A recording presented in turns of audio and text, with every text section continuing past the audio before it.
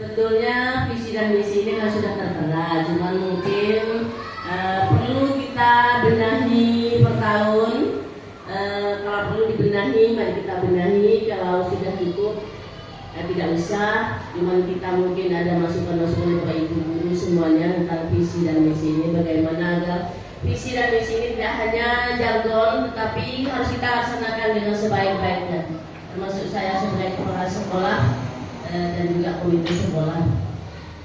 Bapak Ibu yang saya hormati, visi ini sudah terbuat berapa tahun yang lalu. Pernah ada perubahan satu kali karena kita ditunjuk menjadi sekolah adiwiyata. Karena visi kita itu tidak ada lingkungannya, maka dirubah waktu itu.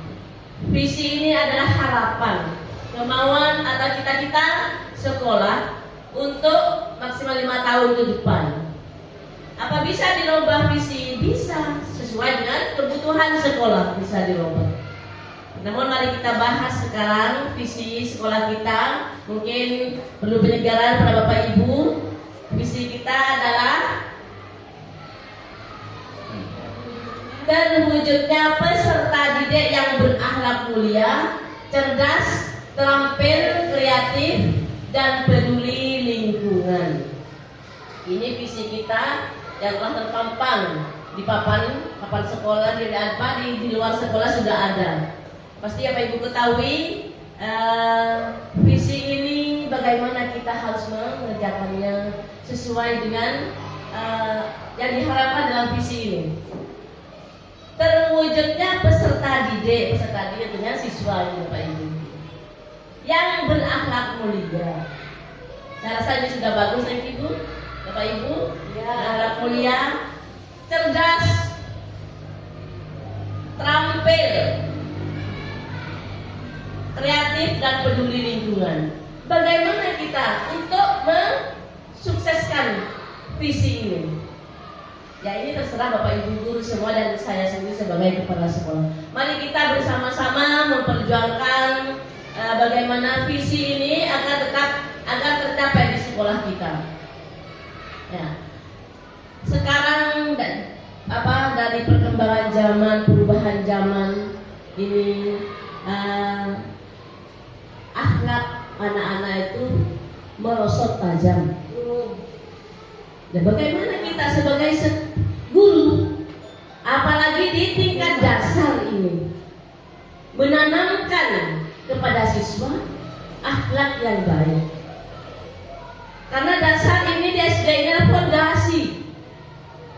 Kalau bangunan, kalau fondasinya kuat, pasti bangunannya akan kuat. Maka dari itu, ini pelaksana Bapak Ibu semua. Bagaimana caranya? Tentunya untuk menanamkan akhlak kepada siswa ini sulit sekali. Harus dari kita dulu. Dari kita dulu sebagai suri teladan. Kalau misalnya kita sebagai guru berkata kotor, didengar anak didik kita, itu meniru dan mencontoh apa yang mereka lihat. Siswa itu akan meniru dan mencontoh apa yang mereka lihat. Maka dari itu Bapak Ibu hati-hati kalau bicara ada siswa di sekitar kita, hati-hati bicara. Ya. Sekarang kita sudah lakukan untuk menanamkan akhlak kepada anak didik kita. Sebelum masuk kita sambut, itu baik sekali. Ini dan juga tanggapan masyarakat juga baik sekali. Maka itu kita tingkatkan kepada Bapak Ibu semua untuk sabar. Dengan sabar, dengan ikhlas menanamkan karakter yang baik kepada anak didik kita. Memang ini di sekolah ini jadi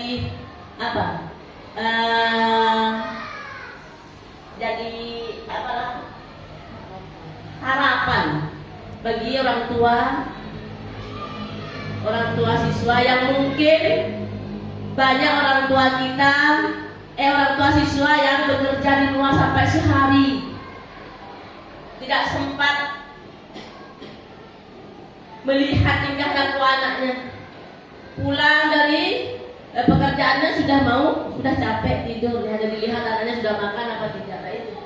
Maka dari itu dengan pertemuan di sekolah ini walaupun hanya beberapa jam, tolong Bapak Ibu untuk menanamkan karakter dengan baik, termasuk akhlak mulia ini. Kalau dari kecil kita tanamkan akhlak atau perilaku anak yang baik, insya Allah akan dibawa nanti sana. Sekecil apapun yang Bapak Ibu tanamkan pasti akan terpatri di otak anak kita. Semoga langkah ibu dan keikhlasan dicatat sebagai amal oleh Allah Subhanahu wa taala. Ini yang berakhlak mulia. Mana? Cerdas. Tentunya harapannya anak-anak cerdas. Bagaimana anak cerdas? Tentunya dengan bimbingan dan arahan pemberian ilmu kepada anak-anak di sekolah. Maka dari itu saya mohon terutama kelas 1, 2, 3 ini memang teleskop tidak ada ya sekarang, tapi kenyataannya tanpa anak bisa baca tidak mungkin dia tuh bisa membaca pelajaran yang lain. Jadi untuk tumbuh cerdas anak, saya mohon kepada Bapak Ibu tenang lah. Tidak perlu banyak setiap hari sampai selembar mempelajari, apalagi matematika. Matematika itu hanya rumus. Kegiatan kembali di sini adalah sesuatu kegiatan yang untuk apa? Mensukseskan visi. Ya. Yang harus diemban atau dilaksanakan sebagai penjabaran visi yang telah ditetapkan dalam kurun waktu tertentu untuk menjadi rujukan bagi penyusunan program jangka pendek, menengah dan jangka panjang dengan berdasarkan masukan dari seluruh warga satuan pendidikan SD dalam satu ya, jadi visi itu adalah suatu usaha kita, kegiatan kita untuk mensukseskan visi yang telah kita buat.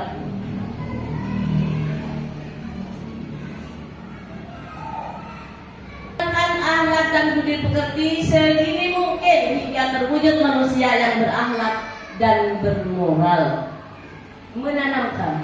Ini ada pendapat dari waktu Bapak Menteri Pendidikan Bapak Anies Baswedan, bukan menyebutkan tidak apa, bukan menumbuhkan. Kadang apa? Menumbuhkan karakter dalam kita, menanamkan karakter dalam diri anak. Jangan tertanam dulu baru tumbuh. Itu kata Pak Anies Baswedan. Saya juga menyimak dari itu. Saya memang senang sama Pak Anies Baswedan itu dengan waktu jadi Menteri Pendidikan. Sedini mungkin ya dari SD ini Bapak Ibu sedini menanamkan akhlak dan budi pekerti sedini mungkin sehingga terwujud manusia berakhlak dan bermoral. Nah ini sekarang moralitas siswa sudah, anak-anak generasi bangsa kita moralnya sudah tidak ada lagi. Naudzubillah sampai terjadi pembakaran itu karena hamil ya. Moralnya bijak sudah. Ya. Bagaimana kita tanggung jawab kita? Bapak Ibu jangan hanya diam. Oh ada peristiwa ini jangan diam. Apa yang harus berbuat dengan peristiwa ini? Menanamkan moralitas, akhlak yang baik dari karena kita di SD, ya dari dasar ini. Mari kita tanamkan sedini mungkin. Masuk putra putri bangsa dengan sedemikian. Melaksanakan kegiatan belajar secara pakem sebagai upaya mewujudkan pakem pembelajaran aktif, kreatif, ya. Dan ini mulai dari KTSP sudah. Jadi pembelajaran yang menyenangkan kepada siswa. Saya sudah berkali-kali mengingatkan Bapak Ibu bahwa konsentrasi anak itu hanya 15 menit. kalau ibu bisa belajar lebih dari 15 menit, ibu bicara tuh di depan kira-kira tenangan. 15 menit konsentrasi anak itu Bapak Ibu. Jadi Bapak Ibu harus paham. Jadi kalau setelah 15 menit anak-anak ramai, acolong, keluar, laporan di kelas tujuh. Nah itu Bapak harus paham. Kasih apa? Hiburan, nyanyilah, nggak apa gitu. Kalau cocok, bangun dan cocok. Dan seperti itu Bapak Ibu. Ini harus menyenangkan. Memang kalau tidak apa-apa. Ibu belajar di belajarnya daun. Bapak terima. Yang konkret, yang nyata. Bawa daunnya, oh ini daun apa? Ini bentuknya seperti ini. Bawa ke alam, tidak apa-apa dibawa. Bebas Bapak Ibu. Benar-benar misalnya itu coba keluar. Apa? Senang dulu di luar apa-apa. Tidak masalah. Saya sering seperti itu. Berapa dalam minum teknik bicek. Kayak keluar, bergerak dulu di sana sambil nyanyi-nyanyi tepuk-tepuk. Anak-anak bahagia. Apalagi sekarang ada proyek. Saya mohon Bapak Ibu yang belum hasil tentang laptop, mohon belajar. Bagaimana buat PowerPoint sama mengajar besok tentang apa? Misalnya penyusuan diri hewan. Penyesuaian diri hewan atau makhluk hidup di bukunya ada. Buat PowerPoint, tampilkan di layar pakai proyektor, anak-anak senang. Pasti senang itu anak. Ini tidak bosan anak-anak, tidak bosan. Memang sulit Bapak Ibu jadi guru, sulit. Aku naik barang murid lagi atau lahir. Kalau menghadap makhluk hidup yang bernama manusia, naudzubillah. Tapi dengan keikhlasan Bapak Ibu dan kesabaran, insya Allah, walaupun hanya 15 menit Ibu mengajarkan 1 kali 2, sudah mulai cekak untuk kena tanah tadi. Menikah diharapkan. Ini yang diharapkan oleh kita. Memang kesuksesan siswa di sini, kesuksesan anak didik kita tidak terlihat sekarang ini, tidak terlihat sekali beberapa tahun ke depan. Oh ini buat saya. Ada kebanggaan tersendiri. Ada kebanggaan tersendiri. Pasti ada kebanggaan tersendiri. Terus menanamkan budaya bersih. Nah seperti ini kan tiap hari bersih. Kalau banyak anak-anak yang nyemutek jilbabnya dilihat hitam. Diberi peringatan anak-anak. Kamu lihat jilbabnya itu bagus apa enggak? Enggak apa di bawah rumah.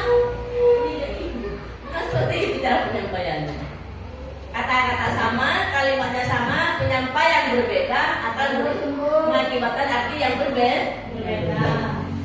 Mari kita berusaha lembut sebagai Bapak Ibu, sebagai guru, dan kelembutan, sekali lagi dengan keikhlasan, kesabaran. Mari kita tanamkan. Mulai dari diri kita sebagai seorang guru, tadi contoh.